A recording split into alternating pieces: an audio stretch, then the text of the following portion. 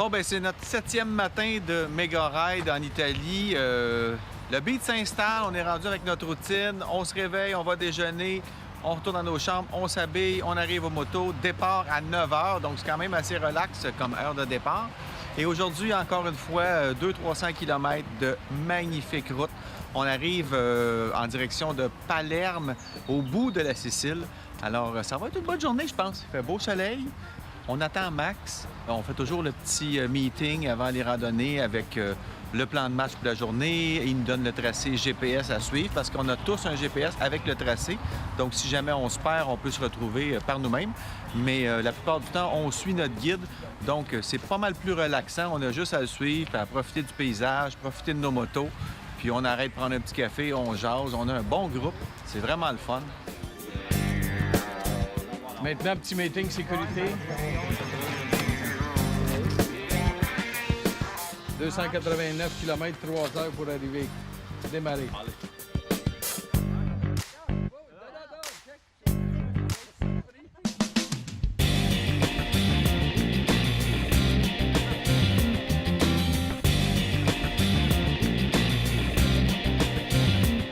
Donc, on s'en va vers Agrigento. Puis là, on va arrêter dans 1 heure à peu près. On sera pas du trafic, peut-être moins. Dans une petite ville.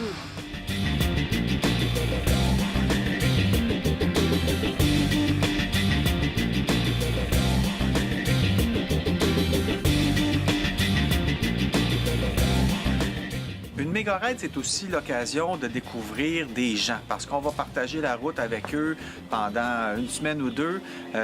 On déjeune ensemble, on dîne ensemble, on va souper ensemble. Et partager la route avec quelqu'un, tu viens qu'à découvrir un peu le genre de personne que c'est. On reconnaît ceux qui sont plus impulsifs, ceux qui sont plus prudents, ceux qui sont plus relax.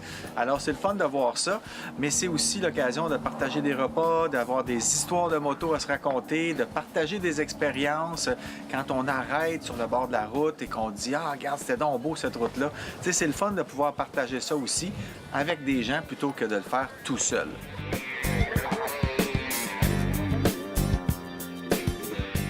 Alors en Sicile, on a plein de petites routes de montagne comme ça, sinueuses à souhait. En plus, il n'y a pas grand monde. C'est vraiment le fun de venir ici faire de la courbe. Ça, si vous voulez prendre de l'expérience en moto, faire un voyage comme ça vous donne une bonne dose d'expérience assez rapidement. Toujours regarder dans le fond de la courbe, c'est d'autant plus essentiel ici. Restez aussi très à l'intérieur parce qu'on ne sait jamais quand est-ce qu'il peut y avoir un petit camion ou une voiture ou des marcheurs. Il faut vraiment être vigilant. En plus, il y a des fois de l'eau, de la poussière, toutes sortes de choses.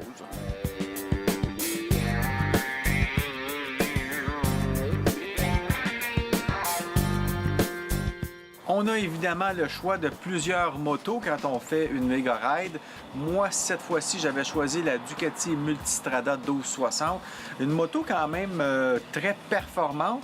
Et je dirais que j'aurais peut-être dû y aller vers une moto un peu plus orientée tourisme de luxe parce que premièrement, le rythme de la randonnée, c'était plutôt relax. J'avais pas besoin d'une moto aussi performante que la Multistrada. Et il y a aussi la selle de la Multi qui est un petit peu plus dure, un peu plus sportive.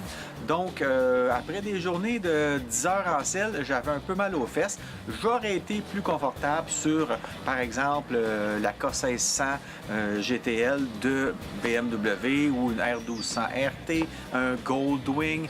Donc, c'était plus une randonnée de grosses motos où on est bien assis parce qu'on roule des heures et on a un rythme un peu plus relax.